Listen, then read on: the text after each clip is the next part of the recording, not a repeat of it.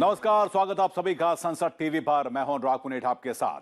हाजिर हैं दिन भर की बड़ी और अहम खबरों के साथ, लेकिन बुलेटिन में सबसे पहले बात सुर्खियों की।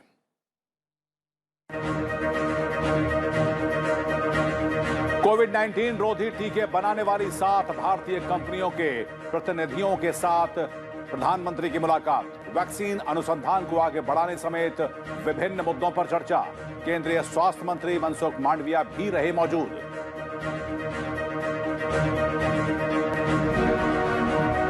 टीकाकरण अभियान की सफलता से गोवा में पर्यटन और अर्थव्यवस्था को मिलेगी ताकत। आत्मनिर्भर भारत, स्वयं पूर्ण गोवा के लाभार्थियों और हितधारकों के साथ प्रधानमंत्री का संवाद। कहा, विकास के लिए राजनीतिक स्थिरता जरूरी।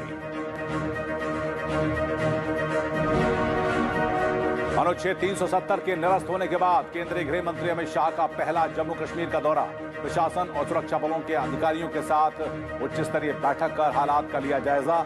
शहीद पुलिसकर्मी के परिजनों से भी की मुलाकात। जम्मू कश्मीर की शांति में खलल डालने वालों से सख्ती से निपटेगी सरकार। श्रीनगर में यूथ क्लब के सदस्यों को संबोधित करते हुए गृह मंत्री अमित शाह का सख्त संदेश। कहा, अब कोई कितनी भी ताकत लगा ले, बदलाव की बयार को कोई नहीं रोक सकता। यूएई में T20 क्रिकेट विश्व कप में सुपर 12 मुकाबलों की शुरुआत। पहले मुकाबले में ऑस्ट्रेलिया ने दक्षिण अफ्रीका को 5 विकेट से हराया। कल भारत का मुकाबला पाकिस्तान से।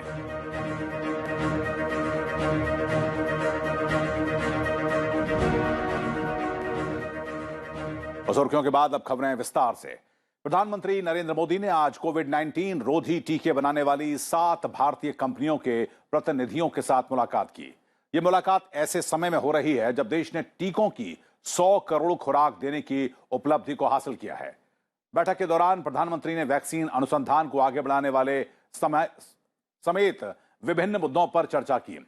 इस दौरान देश की सभी पात्र आबादी के जल्द से जल्द टीकाकरण पर भी जोर दिया गया।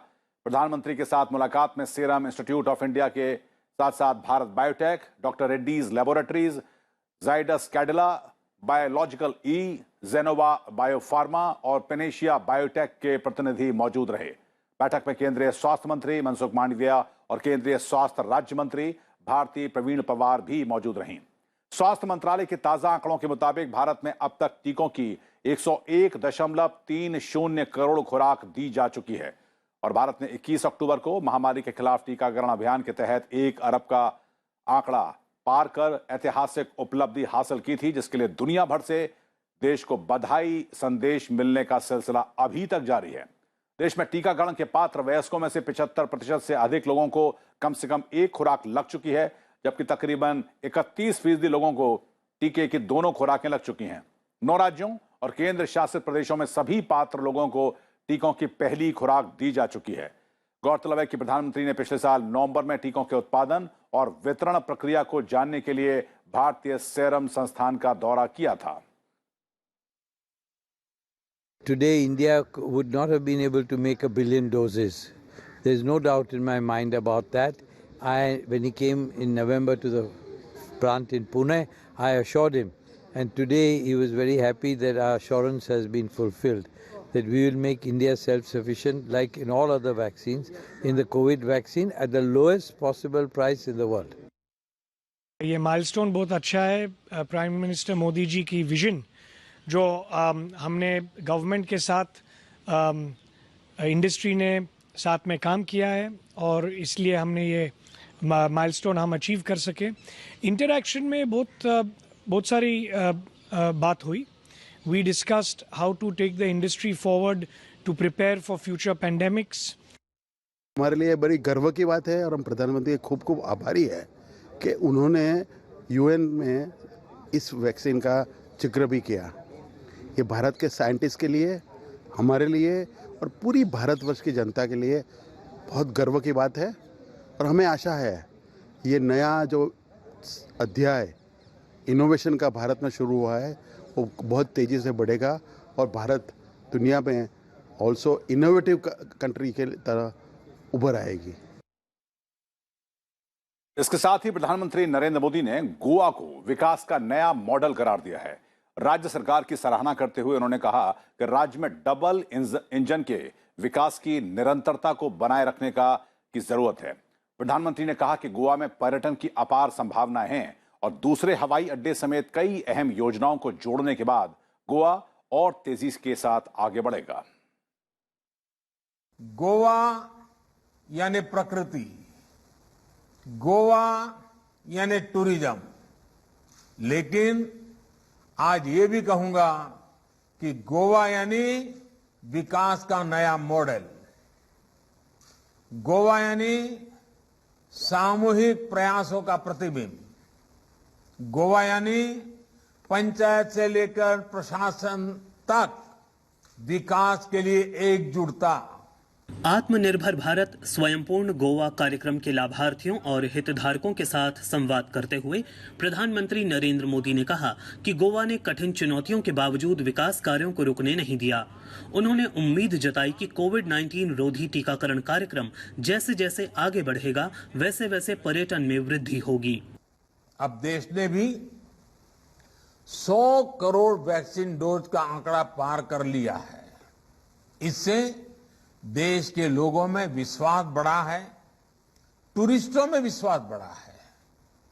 अब जब आप दिवाली, क्रिसमस और न्यू ईयर की तैयारी कर रहे हैं तो त्योहारों और छुट्टियों के इस सीजन में गोवा के टूरिज्म सेक्टर में नई ऊर्जा देखने को मिलेगी।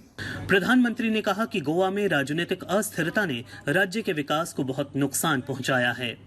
स्वयंपूर्ण गोवा में गोवा के समृद्ध भविष्य की झलक है। ये सिर्फ 5 महीने या 5 साल का प्रोग्राम भर नहीं है, बल्कि ये आने वाले 25 सालों के विजन का पहला पड़ाव है। इस पड़ाव तक पहुंचने के लिए गोवा के एक एक जन को जुटना है। इसके लिए गोवा को डबल इंजन के विकास की निरंतरता चाहिए। गोवा को अभी जैसी स्पष्ट नीति चाहिए, अभी जैसी स्थिर सरकार चाहिए, अभी जैसा ऊर्जावान नेतृत्व चाहिए। गोवा में अक्टूबर 2020 को शुरू की गई स्वयंपूर्ण गोवा की पहल प्रधानमंत्री के आत्मनिर्भर भारत के आह्वान से प्रेरित थी। कार्यक्रम के तहत राज्य सरकार के एक अधिकारी को स्वयंपूर्ण मित्र के रूप में नियुक्त किया जाता है। ये मित्र एक नामित पंचायत या नगर पालिका का दौरा करता है, लोगों के साथ संवाद करता है, विभिन्न सरकारी विभागों के साथ समन्वय करता है और ये सुनिश्चित करता है कि विभिन्न सरकारी योजनाएं और लाभ पात्र लाभार्थियों के लिए उपलब्ध हों। ब्यूरो रिपोर्ट, संसद टीवी। राष्ट्रव्यापी टीकाकरण अभियान में अब तक 102 करोड़ से अधिक कोविड टीके लगाए जा चुके हैं। स्वास्थ्य मंत्रालय के मुताबिक कल 68,48,000 से अधिक टीके लगाए गए। इसी दौरान 16,000 से अधिक नए मरीजों में संक्रमण की पुष्टि भी हुई है। कल 17,000 से अधिक लोग स्वस्थ भी हुए और ठीक होने की दर अब 98.16% हो गई है, जो कि मार्च 2020 के बाद से उच्चतम दर है। उधर सिंगापुर ने भारत और 5 और दक्षिण एशियाई देशों को अपनी यात्रा प्रतिबंध लिस्ट से हटाने की घोषणा की है। स्वास्थ्य मंत्रालय ने कहा कि बांग्लादेश, भारत, म्यांमार, नेपाल, पाकिस्तान और श्रीलंका के 14 दिनों के ट्रैवल हिस्ट्री वाले सभी यात्रियों को बुधवार से सिंगापुर में एंट्री करने या फिर घूमने की अनुमति होगी। हालांकि इन देशों में आने वाले यात्रियों को सख्त कोविड नियमों का पालन करना होगा और उन्हें 10 दिनों तक पृथकवास में रहना होगा। और अब जम्मू कश्मीर की, जहां पर अनुच्छेद 370 को निरस्त होने के बाद देश के केंद्रीय गृह मंत्री अमित शाह ने पहली बार कश्मीर घाटी का दौरा किया। वो 3 दिन के दौरे पर कश्मीर पहुंचे हैं। गैर स्थानीय मजदूरों और अल्पसंख्यकों पर हमलों की घटनाओं के बीच गृह मंत्री का यह दौरा काफी अहम है। केंद्रीय गृह मंत्री अमित शाह ने शनिवार को कश्मीर घाटी में सुरक्षा की स्थिति और आतंकवाद से निपटने के लिए उठाए गए कदमों की समीक्षा भी की। अमित शाह ने यहां पर राजभवन में हुई बैठक में सुरक्षा हालात की समीक्षा की। इसमें उपराज्यपाल मनोज सिन्हा, प्रशासन के वरिष्ठ अधिकारियों के अलावा सेना, सीआरपीएफ, पुलिस और अन्य सुरक्षा एजेंसियों के वरिष्ठ अधिकारी शामिल रहे। अधिकारियों ने गृह मंत्री को जम्मू कश्मीर से आतंकवाद को खत्म करने के लिए उठाए गए कदमों और सुरक्षा बलों की ओर से घुसपैठ को रोकने के उपायों के बारे में जानकारी दी। केंद्रीय गृह मंत्री के दौरे से पहले पूरे कश्मीर में सुरक्षा को और चाक चौबंद किया गया। शहरी इलाकों समेत घाटी में सुरक्षा बलों की अतिरिक्त तैनाती की गई है। हाल ही में 11 नागरिकों की हत्याओं के मद्देनजर अतिरिक्त अर्धसैनिक बलों की 50 कंपनियों को घाटी में तैनात किया जा रहा है। इसके साथ ही केंद्रीय गृह मंत्री अमित शाह शहीद हुए इंस्पेक्टर परवेज अहमद के घर जाकर उनके परिवार से भी मिले। परवेज अहमद की हाल ही में आतंकवादियों ने हत्या कर दी थी। इस मौके पर गृह मंत्री ने शहीद की पत्नी फातिमा अख्तर से मुलाकात कर उन्हें सरकारी नौकरी का नियुक्ति पत्र सौंपा। गृह मंत्री के साथ जम्मू कश्मीर के उपराज्यपाल मनोज सिन्हा, केंद्रीय मंत्री जितेंद्र सिंह और डीजीपी दिलबाग सिंह भी मौजूद थे। इसके साथ ही केंद्रीय गृह मंत्री ने शाम को श्रीनगर इंटरनेशनल एयरपोर्ट से शारजाह के लिए सीधे उड़ान को हरी झंडी दिखाई। इस मौके पर उनके साथ केंद्र शासित प्रदेश के उपराज्यपाल मनोज सिन्हा भी मौजूद थे। वहीं नागर विमानन मंत्री ज्योतिरादित्य सिंधिया ने दिल्ली से वीडियो कॉन्फ्रेंसिंग के जरिए इसमें वो शामिल हुए और फ्लाइट के शुरू होने से कश्मीर और संयुक्त अरब अमीरात के बीच में व्यापार और पर्यटन को बढ़ाने में मदद मिलेगी। कश्मीर घाटी के लोगों ने विमान सेवा के शुरू होने पर खुशी जताई है। श्रीनगर एयरपोर्ट से भी अब इंटरनेशनल फ्लाइट्स उड़ेंगी, तो हम बहुत खुशी महसूस कर रहे हैं कि हमारे श्रीनगर से भी अब डायरेक्टली हम दूसरे मुल्कों में जा सकेंगे। पहले तो हमें बहुत दिक्कत होती थी दिल्ली उतरना, फिर वहाँ से लगेज की प्रॉब्लम होती थी या इमिग्रेशन में टाइम लगता था, लेकिन आज हम बहुत खुश हैं। इसके साथ ही जम्मू कश्मीर के यूथ क्लब के सदस्यों को संबोधित करते हुए केंद्रीय गृह मंत्री ने कहा कि पिछले 2 सालों में जम्मू कश्मीर में आतंकवाद कम हो गया है, पथराव की घटनाएं कम हुई हैं। केंद्र शासित प्रदेश को प्रगति की राह पर ले जाने के लिए केंद्र की सरकार ने प्रभावशाली कदम भी उठाए हैं। प्रदेश में नए उद्योग लग रहे हैं और पर्यटन के क्षेत्रों को बढ़ावा दिया जा रहा है। उन्होंने भरोसा दिलाया कि जम्मू कश्मीर की शांति को बर्बाद करना जो लोग चाहते हैं उनके खिलाफ सख्त कार्रवाई की जाएगी। यहां कोई भी विकास में बाधा नहीं डाल सकता, यह हमारी प्रतिबद्धता है। उन्होंने कहा कि आज पंचायत और स्थानीय निकाय के चुनाव से जमीनी स्तर पर लोकतंत्र पहुंचा है, लेकिन कुछ लोगों को यह हजम नहीं हो रहा कि 2.5 साल पहले जिस कश्मीर से पथराव के समाचार आते थे, टेररिज्म के समाचार आते थे, हिंसा के समाचार आते थे, आज वही कश्मीर में वही कश्मीर का युवा, वही जम्मू का युवा विकास की बात कर रहा है, स्किल अपग्रेडेशन की बात कर रहा है, रोजगारी की बात कर रहा है, अपने पढ़ने के लिए जो वजीफा मिला है इसकी बात कर रहा है। कितना भारी बदलाव हुआ है और लगभग 30,000 प्रतिनिधि आज अपने अधिकार का उपयोग कर रहे हैं, अधिकार को प्राप्त किए हैं और जम्मू कश्मीर की सेवा कर रहे हैं। जो लोग चिल्ला रहे हैं वो इसलिए चिल्ला रहे हैं कि जमहूरियत, लोकतंत्र 3 परिवारों की गिरफ्त से निकल एक गरीब के घर में गई है। उन्होंने यह भी कहा कि 5 अगस्त 2019 को सुनहरे अक्षरों में लिखा जाएगा। यहां पर आतंकवाद, भाई भतीजावाद, भ्रष्टाचार का अंत हुआ है। जम्मू कश्मीर के युवाओं को केंद्र शासित प्रदेश के विकास में योगदान देना है, यह उनकी जिम्मेदारी है। उन्होंने कहा कि पिछले 70 सालों में यहां विकास की बजाय भावनाएं भड़काकर राजनीतिक हित को साधने की कोशिश हुई थी, लेकिन बदलाव हो रहा है और विकास के लिए शांति जरूरी है। दहशतगर्दी और विकास दोनों एक साथ संभव है क्या? आप बताइए मुझे, संभव है? हो सकता है क्या? कभी नहीं हो सकता। विकास की पहली शर्त है यहां शांति हो। मुझे बताइए 70 साल क्यों नहीं हुआ? क्यों नहीं हुआ? क्योंकि उनको विकास नहीं करना था, भावनाओं को भड़काकर, सियासत कर अपना राजनीतिक खेल खेलना था, अपने परिवार के अंदर सत्ता को बांध कर रखना था। मुझे पूरा भरोसा है कि देखते देखते हम 2022 के पहले 50,000 करोड़ का इन्वेस्टमेंट क्रॉस कर जाएंगे।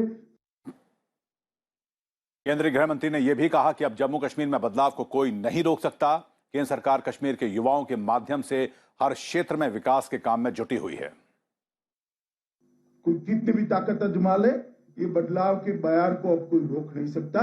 ये आगे बढ़ने वाली है और कश्मीर में एक नए युग की शुरुआत हो रही। विभिन्न क्षेत्रों में जैसे आपातकालीन प्रबंधन, स्वास्थ्य, कम्युनिकेशन, स्किल, कैपेसिटी बिल्डिंग और ट्रेनिंग, ये सारे क्षेत्रों में इस यूथ क्लब को जोड़कर इसका मल्टी डायमेंशनल उपयोग पूरे जम्मू कश्मीर के विकास के लिए करने का भारत सरकार ने निर्णय किया है और हमारे एलजी साहब के माध्यम से वो नीचे तक जा रही। और बात प्रधानमंत्री नरेंद्र मोदी की, जो कि कल सुबह 11 बजे मन की बात कार्यक्रम में अपने विचार को साझा करेंगे। साल 2014 में बीजेपी के नेतृत्व में एनडीए की सरकार बनने के बाद से प्रधानमंत्री नरेंद्र मोदी ने मन की बात कार्यक्रम की शुरुआत की थी। प्रधानमंत्री मन की बात कार्यक्रम में अक्सर देश के विकास के जुड़े मुद्दों पर चर्चा करते हैं। वे आम जनमानस की बात करते हैं। अपने अनुभवों के जरिए वे लोगों का मार्गदर्शन भी करते हैं। अब तक इस कार्यक्रम के जरिए पीएम मोदी ने 81 बार देशवासियों को संबोधित किया है, उनसे बात की है और कल सुबह एक बार फिर से इस मासिक रेडियो कार्यक्रम की 82वीं कड़ी के जरिए वो देश के नाम अपना संबोधन करेंगे।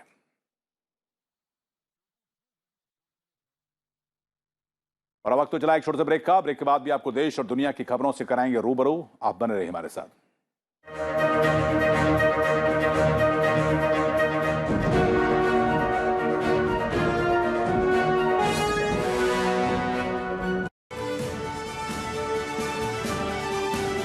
Watch Perspective on Sunset TV at 9:30 p.m.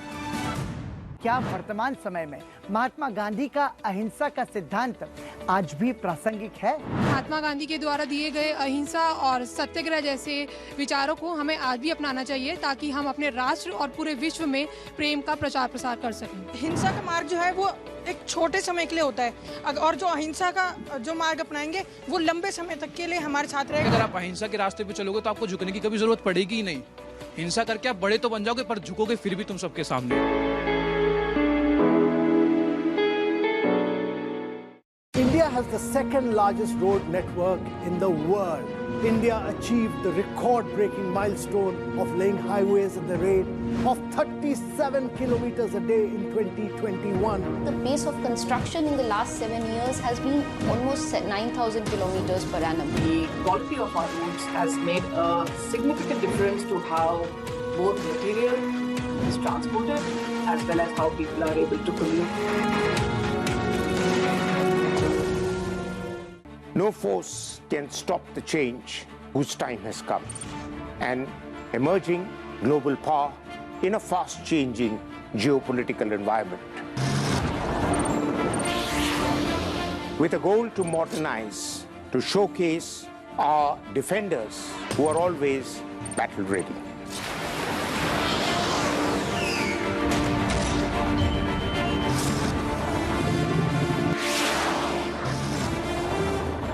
Watch our special presentations featuring India's defense forces and their capabilities in The Defenders, only on Sunset TV.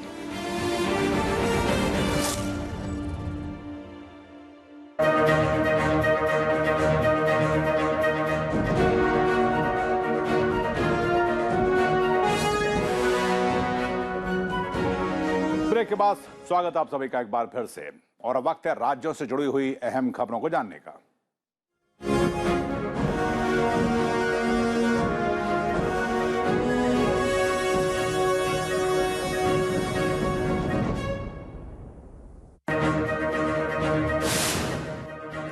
कपड़ा मंत्रालय ने 7 mega integrated textile reason and apparel पार्कों की स्थापना के लिए अधिसूचना को जारी कर दिया है। इस योजना का उद्देश्य प्रधानमंत्री की परिकल्पना के मुताबिक आत्मनिर्भर भारत बनाना और अंतर्राष्ट्रीय वस्त्र बाजार में भारत को महत्वपूर्ण स्थान दिलाना है।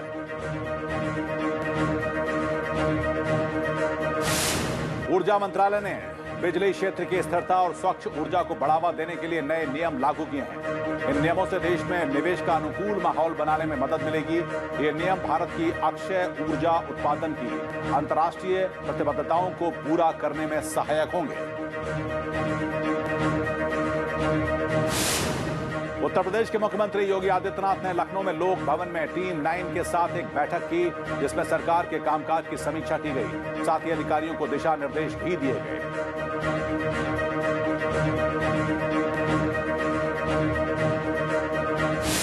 तमिलनाडु के मुख्यमंत्री एम.के. स्टालिन ने आज चेन्नई में सरकारी बस में सफर किया। मुख्यमंत्री स्टालिन के बस में सफर का उद्देश्य लोगों को यातायात में हो रही परेशानियों से निजात दिलाना है।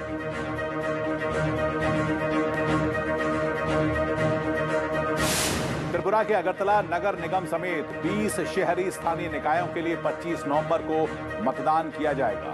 चुनाव की अधिसूचना 27 अक्टूबर को जारी की जाएगी। 3 नवंबर तक नामांकन पत्र जमा किए जाएंगे। मतगणना 28 नवंबर को होगी।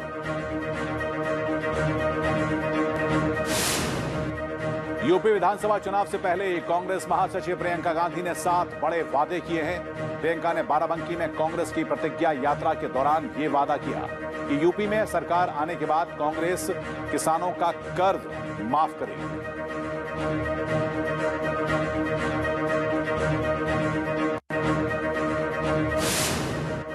सुप्रीम कोर्ट ने साफ कर दिया है कि सिविल सेवा परीक्षा में सफल उम्मीदवारों को अपनी पसंद से गृह राज्य कैडर आवंटित करने की मांग का अधिकार उनको नहीं है। सुप्रीम कोर्ट का यह आदेश केरल हाईकोर्ट के केस में दिए गए फैसले के खिलाफ केंद्र सरकार की अपील पर आया है।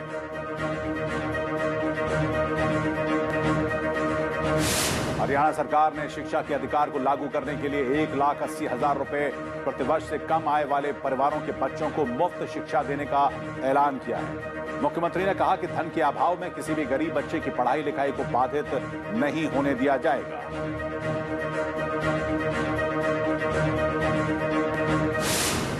उत्तर प्रदेश में सरकारी स्कूलों में कक्षा 1 से लेकर 8 तक के पढ़ने वाले बच्चों को यूनिफॉर्म, स्वेटर और स्कूल बैग का पैसा उनके अभिभावकों के खाते में दिया जाएगा।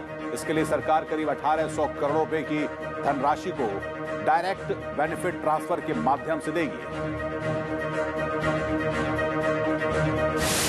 महाराष्ट्र के पुणे में एक तेज रफ्तार बेकाबू टैंकर ने 15 गाड़ियों को टक्कर मार दी। घटना पुणे के दक्षिण इलाके में हुई। इस हादसे में 4 लोगों की मौत हो गई है और 12 लोग जख्मी हैं।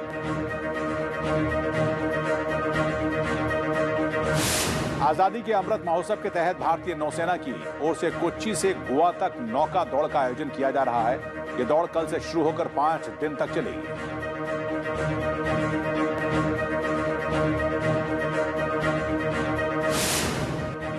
दुर्गा पूजा के बाद कोरोना संक्रमण के बढ़ते ग्राफ को देखते हुए पश्चिम बंगाल सरकार ने नाइट कर्फ्यू को सख्ती से लागू करने का निर्देश दिया है। इस निर्देश के बाद आसनसोल और दुर्गापुर पुलिस एक्शन में नजर आई।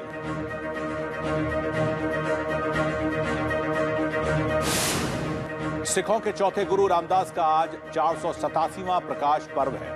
इस मौके पर देश भर के गुरुद्वारों में लोगों ने शीश झुकाकर गुरु रामदास को याद किया। उधर स्वर्ण मंदिर में गुरु रामदास की शिक्षाओं को याद किया गया।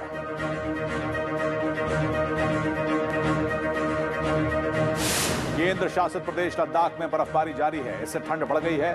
करगिल के द्रास में बर्फ की मोटी चादर बिछ गई है, जिससे कि आवाजाही प्रभावित हुई है।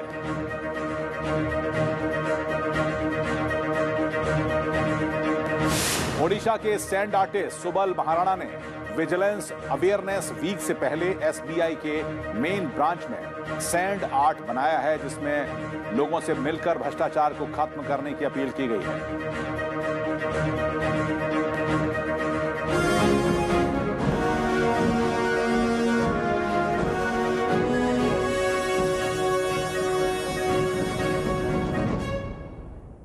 उत्तराखंड में बारिश और बाढ़ से हुई भारी तबाही के बाद राहत और बचाव युद्ध स्तर पर किया जा रहा है। मुख्यमंत्री पुष्कर सिंह धामी ने आज आपदा प्रभावित इलाकों का दौरा कर ताजा हालात का जायजा लिया। उन्होंने प्रभावित क्षेत्रों का जमीनी सर्वेक्षण किया और आपदा में मारे गए लोगों के परिजनों से बातचीत की।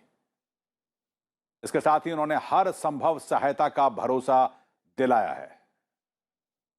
मुख्यमंत्री ने अधिकारियों के साथ बैठक कर ताजा हालात की जानकारी ली और राहत और बचाव कार्यों में तेजी लाने का निर्देश भी दिया।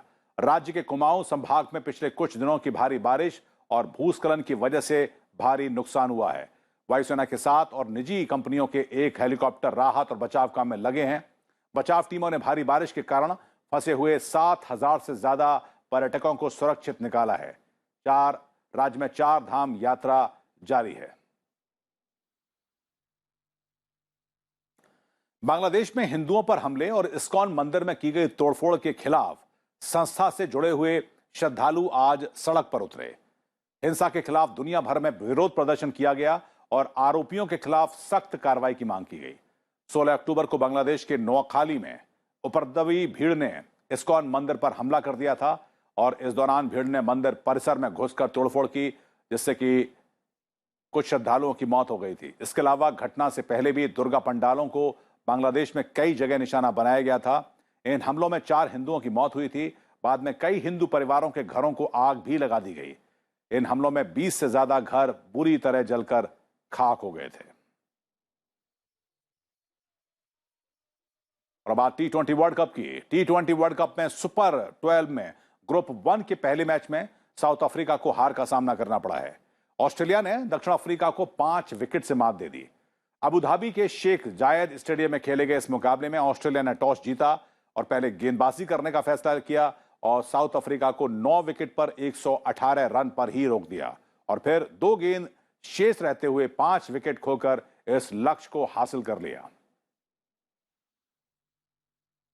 टीम इंडिया टूर्नामेंट में अभियान की शुरुआत कल से करेगी। उसका मुकाबला पाकिस्तान के साथ होगा। अगर आईसीसी T20 और वर्ल्ड कप की बात की जाए तो भारत ने पाकिस्तान के खिलाफ सभी 12 मैचों में जीत दर्ज की है। T20 विश्व कप के 2007 में शुरू होने के बाद भारतीय टीम ने पाकिस्तान को 5 मैच में पराजित किया है।